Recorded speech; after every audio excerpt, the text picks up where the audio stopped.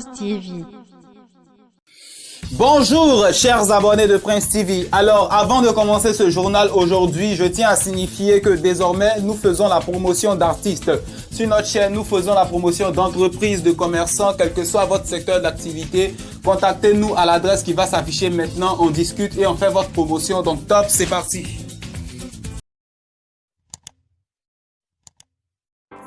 On poursuit maintenant avec Magic System, Asalfo et sa bande. Alors, comme vous le savez, ils ont une grosse institution, Gao Production, qui permet d'accompagner les autres artistes dans leurs événements. Mais cette fois-ci, c'est Magic System eux-mêmes qui sont à l'honneur. Alors, vous savez qu'on est en décembre. C'est le mois de décembre. Chacun aligne ses concerts et Magic System a décidé de frapper fort.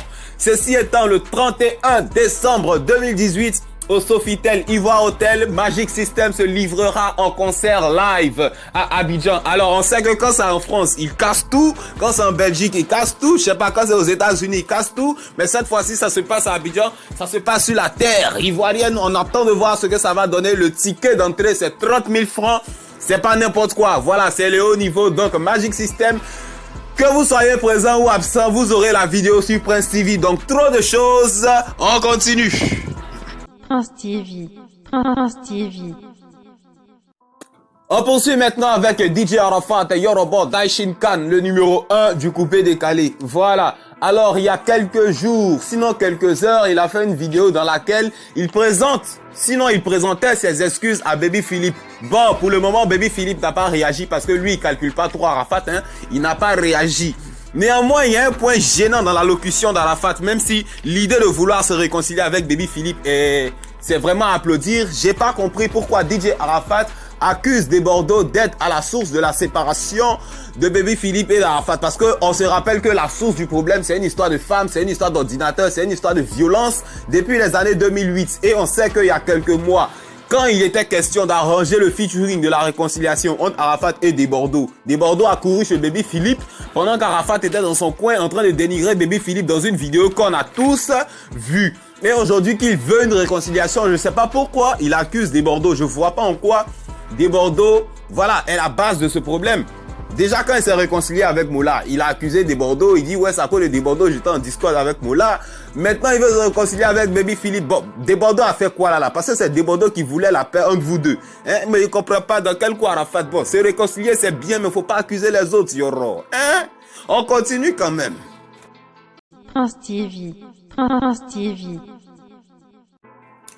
On poursuit maintenant avec Tiesco le Sultan qui a brillé de par sa présence sur les réseaux sociaux il y a quelques temps, juste après la séparation, sinon la nouvelle séparation d'Arafat et Desbordeaux.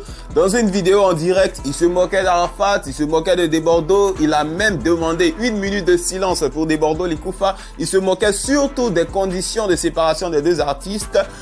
Et un peu plus loin, il a demandé dans sa vidéo une vidéo à Arafat dans laquelle il allait lui demander pardon à genoux. Il a même imposé un ultimatum au numéro 1 du coupé décalé. Mais bon, Arafat ayant la tête un peu ailleurs, plutôt que sur les clashs, n'a pas réagi. Ceci étant, l'ultimatum est passé, on n'a rien compris et on a vu cette photo de Tiesco le Sultan et de DJ Arafat dans un bar côte à côte. Voilà, dans la cabine de DJ avec DJ Arsenal à côté d'eux. On lit sur le visage des deux hommes, il n'y a aucune tension, on ne lit aucune opposition. Apparemment, comme Tiesco le Sultan le dit, les deux se sont parlé et désormais c'est la paix. Bon, c'est pas la première fois que... Voilà, ça arrive. On se rappelle que Tiesco le Sultan était passé sur Radio Jam. Il avait dit qu'il n'y a plus de guerre entre Arafat. Il s'était même mis en genoux. La vidéo était passée sur Prince TV. Mais bon, après encore les clashs ont repris. Donc cette fois-ci, on voit les deux hommes côte à côte. On espère que vraiment et réellement, ils se sont parlé. On espère que vraiment, parce que la photo est récente, personne ne peut contredire. Quand on regarde la coiffure d'Arafat, quand on regarde la barbe de Tiesco le Sultan, on espère que cette fois-ci, voilà, tout est rentré dans l'ordre et c'est le coupé décalé qui gagne, c'est la musique ivoirienne qui gagne, c'est la culture africaine qui gagne. On continue. Prince TV. Prince TV. Didier Drogba a tiré sa révérence dans le football avec les honneurs. Il a reçu de chaleureux hommages de ses fans, médias, ex-coéquipiers, ex-adversaires et tous ceux qui l'ont connu. Si l'ancien buteur de Marseille et de Chelsea a connu une glorieuse carrière riche en trophées et en spectacles, il s'est également distingué par son charisme sur le terrain comme en dehors des stades.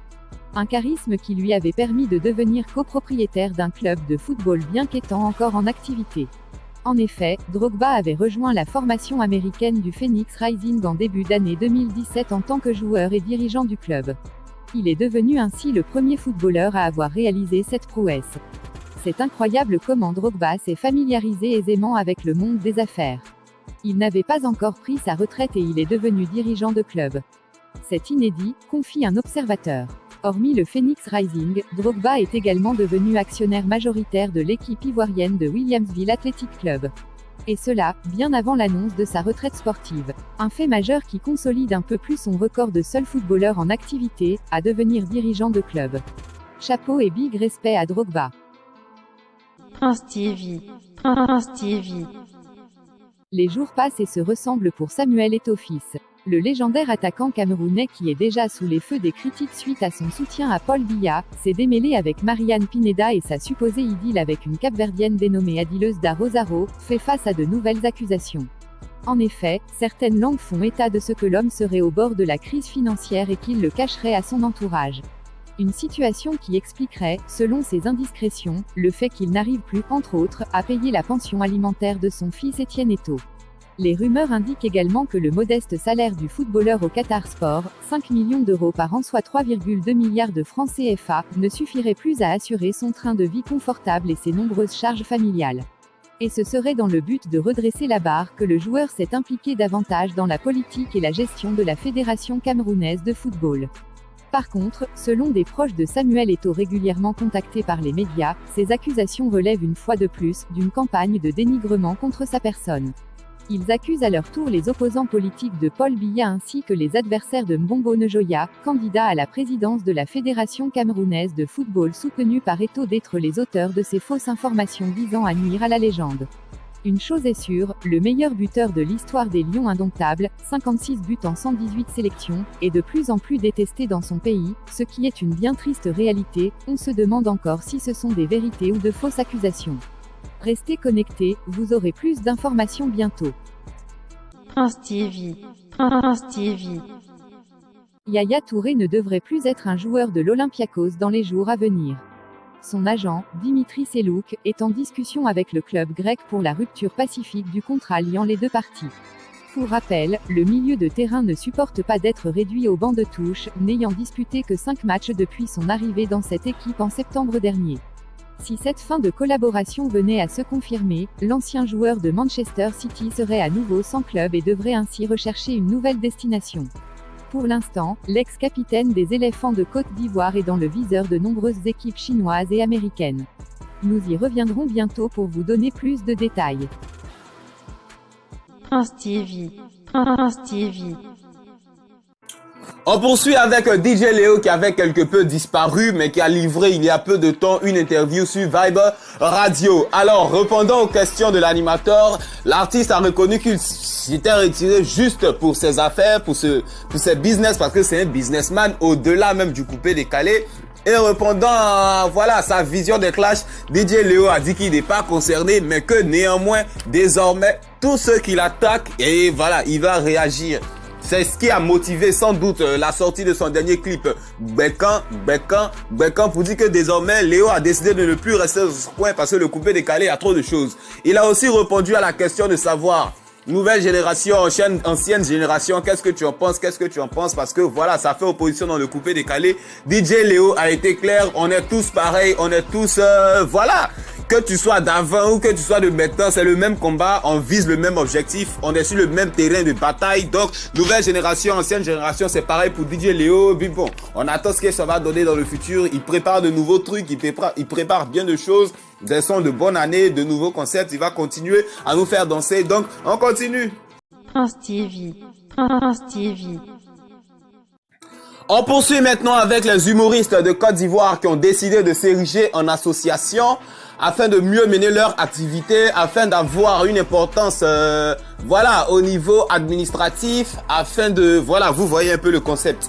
Et c'est dans ce cadre-là qu'ils ont décidé de nommer Zongo en tant que président des humoristes professionnels. Attention, ils ont bien tenu à insister sur le mot professionnel. Donc, humoriste professionnel de Côte d'Ivoire. Voilà, c'est lui qui sera à la tête désormais. Je sais que vous vous rappelez, à l'époque, Zongo Etao. Voilà, c'est le mec, le Rasta là. Voilà, c'est lui qui est désormais le président des humoristes de Côte d'Ivoire. Alors, selon les informations que j'ai reçues, il était il y a quelque peu en Suisse, peut-être même qu'il y est encore, mais depuis sa position, il a déjà commencé à mener des activités, un tant soit peu, voilà, dans le cadre de sa nomination. Ceci étant, on ne verra plus un artiste, sinon un humoriste ivoirien mourir dans son petit coin.